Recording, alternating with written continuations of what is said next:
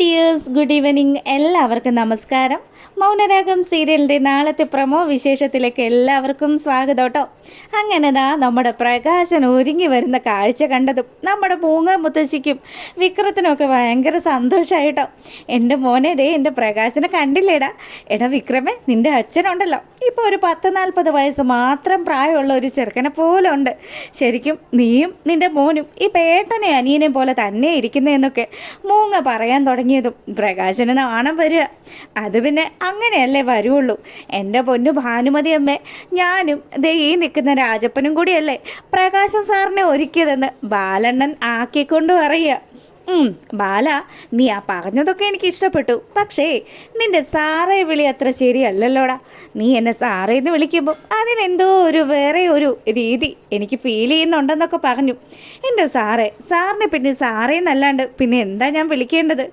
എന്തായാലും സാറ് കാരണമാണല്ലോ എനിക്ക് ഇത്രയും കൂടിയ ശമ്പളത്തിൽ ഒരു ജോലി തരപ്പെടുത്തി തന്നത്. അതിന് വലിയ നന്ദിയുണ്ട് സാറേ. അതുകൊണ്ടാണ് ഞാൻ സാറിനെ സാറേന്ന് വിളിക്കുന്നതെന്ന് പറഞ്ഞു ബാലൻ വലിയ കാര്യത്തിൽ സംസാരിക്കുക. ഇനി എന്തായാലും സംസാരിച്ച് നിൽക്കാനൊന്നും നേരെയില്ല. അമ്മയ്ക്ക് ദക്ഷിണയൊക്കെ കൊടുത്തിട്ട് നമുക്കിവിടുന്ന് ഇറങ്ങിയാലോ. നിങ്ങളെല്ലാവരും നല്ല സെറ്റായിട്ടുണ്ടല്ലോ. അമ്മ നന്നായിട്ട് തന്നെ അങ്ങ് ഒരുങ്ങിയിട്ടുണ്ടല്ലോ. പുതിയ മരുമോളെ കാത്തിരിക്കുമായിരുന്നല്ലോ. എന്തായാലും ഇന്ന് എൻ്റെ മരുമോള് എനിക്ക് മുഖം തരുന്ന ദിവസമാണ്. പറഞ്ഞത് ശരിയാണെന്ന് വിക്രമാദിത്യൻ പറഞ്ഞു. എന്തായാലും ഇന്ന് അച്ഛൻ്റെയും അതുപോലെ തന്നെ കാർത്തിക ചേച്ചിയുടെ അമ്മയുടെ വിവാഹം നടക്കുന്ന സമയത്ത് എല്ലാവരും അവിടെ കാഴ്ചക്കാരായിട്ടുണ്ടാവണം. പ്രത്യേകിച്ച് ആ കല്യാണിയും അവിടെ കിഴങ്ങൻ ഭർത്താവുണ്ടല്ലോ ആ കിരണ്, അവനും പിന്നെ നമ്മളെയൊക്കെ ഉപേക്ഷിച്ച് മറുകണ്ഠം ചാടിയ ആ അമ്മയുണ്ടല്ലോ ആ തള്ളയും ഉണ്ടാവണമെന്ന് പറഞ്ഞു. ഇതൊക്കെ കേട്ട് കഴിയുമ്പോൾ പ്രകാശന് നല്ല ദേഷ്യമൊക്കെ ഉണ്ട്. പ്രകാശൻ പറഞ്ഞു, എടാ മോനെ, ഇന്നത്തോടുകൂടി നീ ഞാനും ഒക്കെ ആരാണ്? ഈ പറയുന്ന നമ്മളൊക്കെ കോടീശ്വരന്മാർ. എന്തായാലും ആ ദീപയുണ്ടല്ലോ ആ കിരണിൻ്റെയും കല്യാണിയുടെയും പിൻബലത്തിലല്ലേ ഇത്ര കണ്ടങ്ങ് ശക്തിയിൽ വരുന്നത്. അവൾക്ക് വലിയ ആയുസൊന്നും ഇല്ലടാ. അവനും പാപ്പരാകുന്നതോടുകൂടി നിൻ്റെ അമ്മ എന്ന് പറയുന്ന ആ സാധനം ഉണ്ടല്ലോ ആ വീടിന് പുറത്താവും. പിന്നീട് അവൾ ഏതെങ്കിലും ഒരു അടുക്കളയിൽ, മിക്കവാറും നമ്മുടെ ഈ വീടിൻ്റെ അടുക്കളയിൽ തന്നെ എന്തെങ്കിലും വീട്ടുപണി എടുത്ത് ജീവിക്കേണ്ടുന്ന അവസ്ഥ വരുമെന്നൊക്കെ പറയുക പ്രകാശൻ. ഇതൊക്കെ കേട്ട് കഴിയുമ്പോൾ മൂങ്ങ മുത്തശ്ശിയാണെങ്കിൽ ഇനി എന്തായാലും സംഭവിച്ചതൊക്കെ സംഭവിച്ചല്ലോ മോനെ. നമുക്കിപ്പം ആ ലക്ഷ്മിയെക്കുറിച്ച് മാത്രം ആലോചിക്കാം. ഇത്രയും കാലവും നമുക്കൊന്ന് മുഖം തരാതിരുന്ന നമ്മുടെ മഹാലക്ഷ്മിയെക്കുറിച്ച്. അങ്ങനെ അവരവിടുന്ന് നിൽക്കുക, ഇറങ്ങാനുള്ള കാര്യങ്ങളൊക്കെ ചെയ്യുക. ഈ സമയമാണെങ്കിൽ പുറത്തു പോയി നമ്മുടെ സരയു മടങ്ങി വന്നു. സരയുടെ വരവും ആ നടപ്പും ഭാവവും ഒക്കെ കാണുമ്പോഴത്തേക്കിനും നമ്മുടെ ശാരിയാണെങ്കിൽ മോളെ നീ എവിടെ പോയതാ അങ്ങനെ ചോദിച്ചതും സരയു രൂക്ഷഭാവത്തിൽ ശാരിയെയും ബഗാസുരനെയും ഒന്ന് നോക്കി. അപ്പോഴത്തേക്കിനും രണ്ടുപേരും ഇവളുടെ നോട്ടത്തിൽ എന്തൊക്കെയോ പ്രശ്നമുണ്ടല്ലോ. ഇവളെന്താ ഇങ്ങനെ ഒരു ദേഷ്യഭാവത്തിൽ നോക്കുന്നത്? ഇതിനു മുന്നേ ഇവൾ ഇങ്ങനെയൊന്നും അല്ലായിരുന്നല്ലോ എന്നൊക്കെ കൂടി അച്ഛനും അമ്മയും ആലോചിച്ചുകൊണ്ട് നിൽക്കുക. ഞാൻ എവിടെ പോയാലും അതൊക്കെ നിങ്ങളൊക്കെ അന്വേഷിക്കുന്നുണ്ടല്ലോ. നിങ്ങളെല്ലാവരും എവിടെയെങ്കിലും പോവുകയാണെങ്കിൽ അതൊക്കെ കറക്റ്റായിട്ട് എന്നോട് പറഞ്ഞിട്ടാണോ പോകുന്നത്? മോളെ, നീ എന്താ ഇങ്ങനെയൊക്കെ പറയുന്നത്? നീ പുറത്ത് പോയിട്ട് നിന്നെ കാണാത്തത് കൊണ്ടല്ലേ അന്വേഷിച്ചത്.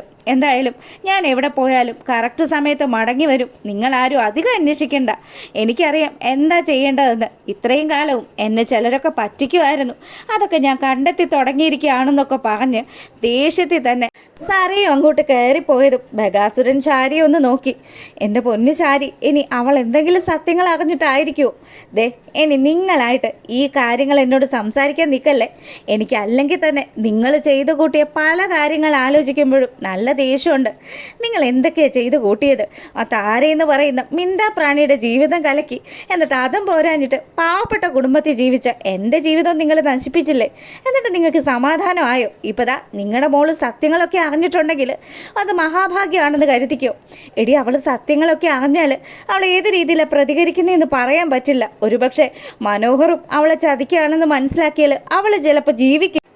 എന്തായാലും എൻ്റെ പൊന്നു ശാരി, നീ എങ്ങനെയെങ്കിലും മോളോട് സംസാരിക്കുക. അവളുടെ മനസ്സിലിരിപ്പ് എന്താണെന്നൊക്കെ മനസ്സിലാക്കിയിട്ട് അതിന് വേണ്ടുന്ന പ്രതിവിധി എന്താണെന്ന് നമുക്ക് കണ്ടെത്താമെന്നൊക്കെ പറയുക. ഈ സമയം ശാരിക്ക് നല്ല ദേഷ്യം വന്നു. എല്ലാം ഒപ്പിച്ച് വെച്ചിട്ട് അവസാനം നിന്ന് പ്രസംഗിക്കുന്നത് കേട്ടില്ലേ? താൻ ഒറ്റൊരുത്തൻ കാരണമല്ലേ ഞാനും ആ മോളും ഒക്കെ ഇത്രയും സങ്കടപ്പെടുന്നത്? അവളെയും അതുപോലെ തന്നെ എന്നെയും ഒക്കെ പറ്റിച്ചിട്ട് അയാൾ നല്ല പിള്ള ചമയ്യ.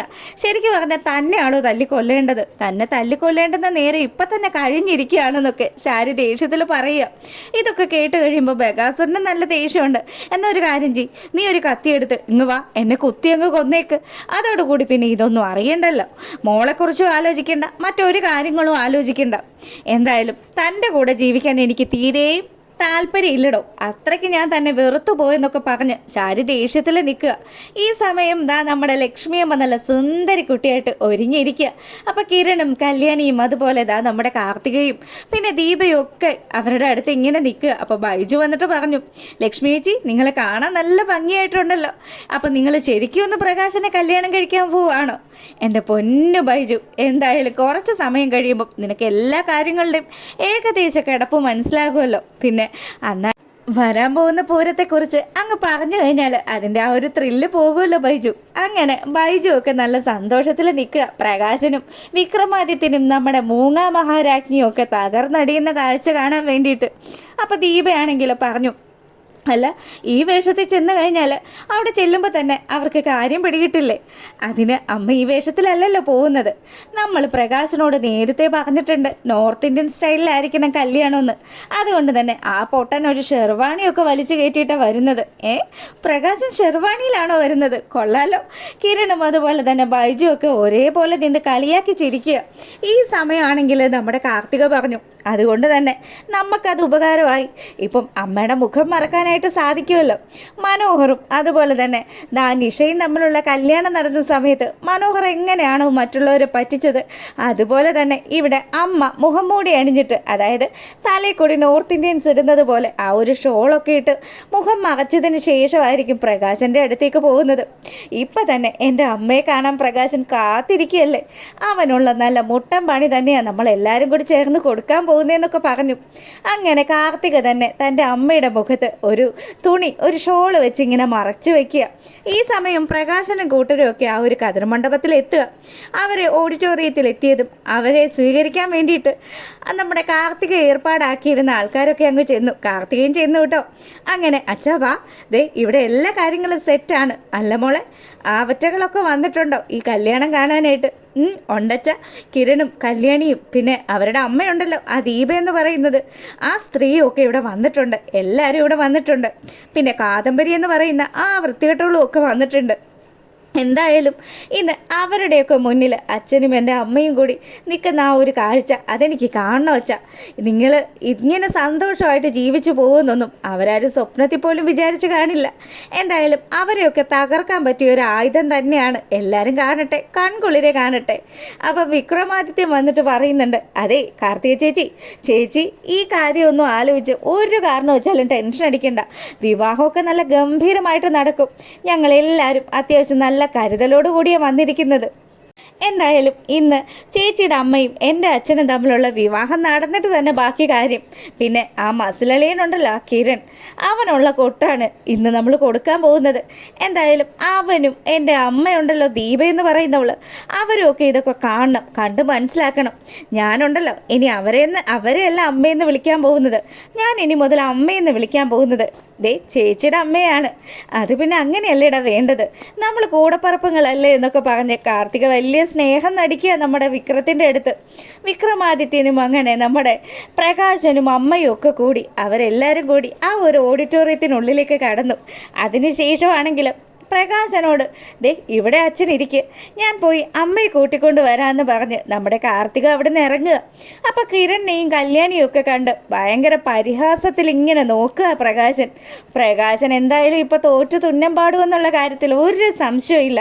അങ്ങനെ നവവധുവായിട്ട് നമ്മുടെ ലക്ഷ്മിയമ്മ തലയിലൂടെ ആ തട്ടമൊക്കെ ഇട്ടിരിക്കുന്ന കൊണ്ട് തന്നെ ലക്ഷ്മിയാണെന്ന് പോലും ആർക്കും മനസ്സിലാവാത്ത അവസ്ഥയിൽ കയ്യിലും കാതിലും അതുപോലെ കഴുത്തിലും ഒക്കെ ഒരുപാട് സ്വർണ്ണമൊക്കെ അണിഞ്ഞ് മുത്തശ്ശിയാണെങ്കിൽ ആ സ്വർണ്ണമൊക്കെ കാണുമ്പോൾ കണ്ണിങ്ങനെ മഞ്ഞളിക്കുക.